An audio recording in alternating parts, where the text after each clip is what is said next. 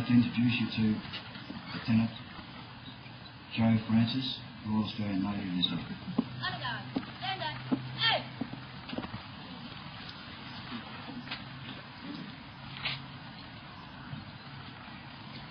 Time dims the memory of ordinary events, but not great events. In a nation's history, great events, whether in peace or war, live in our memories regardless of time. They are deemed great, not necessarily for what they achieve, nor for whether they are reckoned to be victories or successes. Rather, the great events are distinguished by the quality of the human endeavour they call upon, by the examples they create for ordinary men, and by the legends they inspire. So it is with Anzac Day.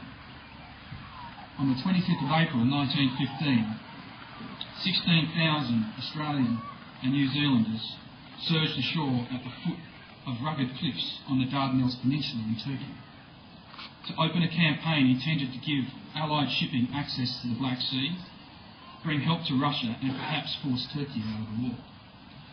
An hour ago, as parents here today woke their children to come to this service, we can only imagine how, in 1915, the men felt who climbed over the gunwales and clambered down the ropes into the boats under moonlight to land at Gallipoli.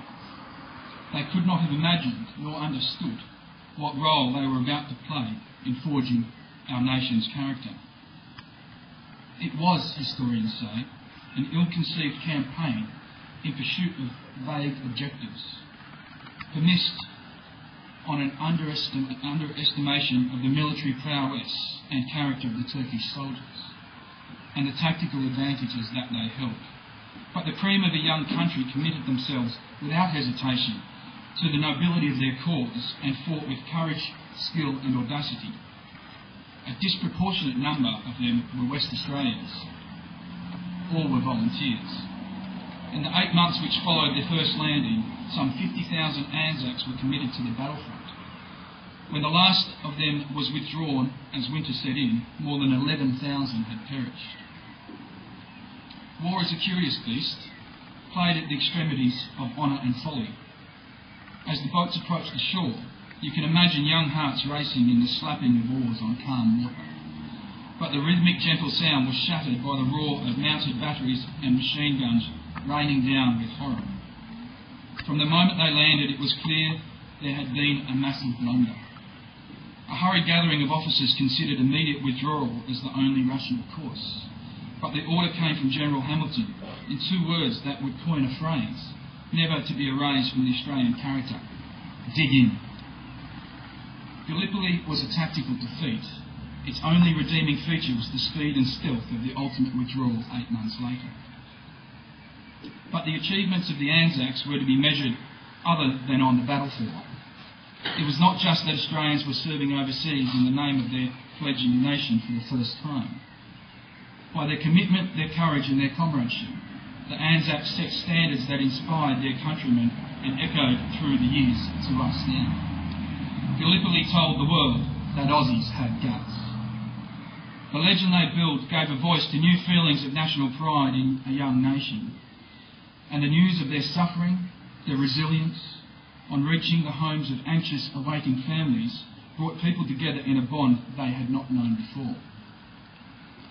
It is a day on which we mark the deeds of men and women who had come to see themselves not as a displaced people, but simply and empathically as Australians.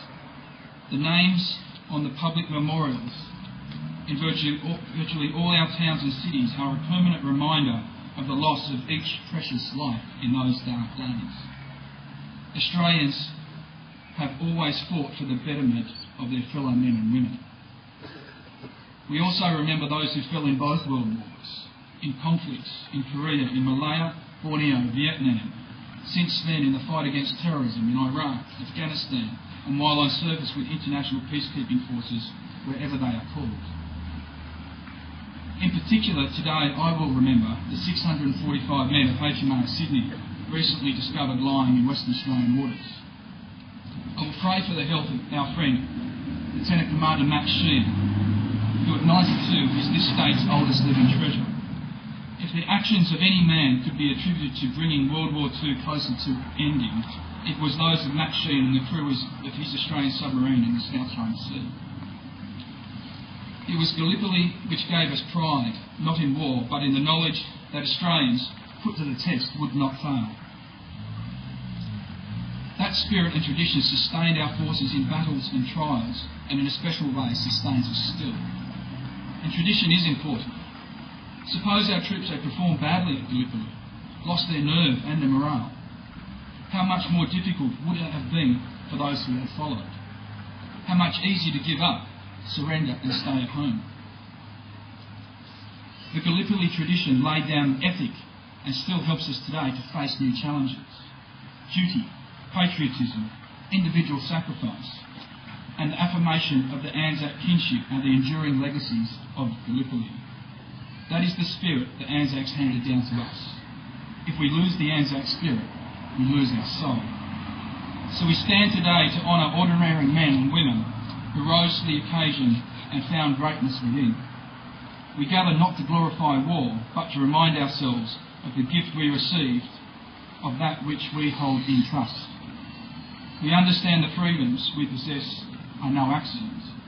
We acknowledge the courage and sacrifices of those who shaped the stamp and style of this proud nation, still young and full of promise. I hope in 100 years from now, on the 25th of April, Australians will wake their children before dawn to honour the Anzacs because, in the words of John Stuart Mill, war is an ugly thing, but not the ugliest of things. The decayed and degraded state of moral and patriotic feeling, which thinks that nothing is worth war, is much worse. The person who has nothing for which he is willing to fight, nothing which is more important than his own personal safety, is a miserable creature and has no chance of being free unless made and kept so by the exertions of better men than himself. Thank you.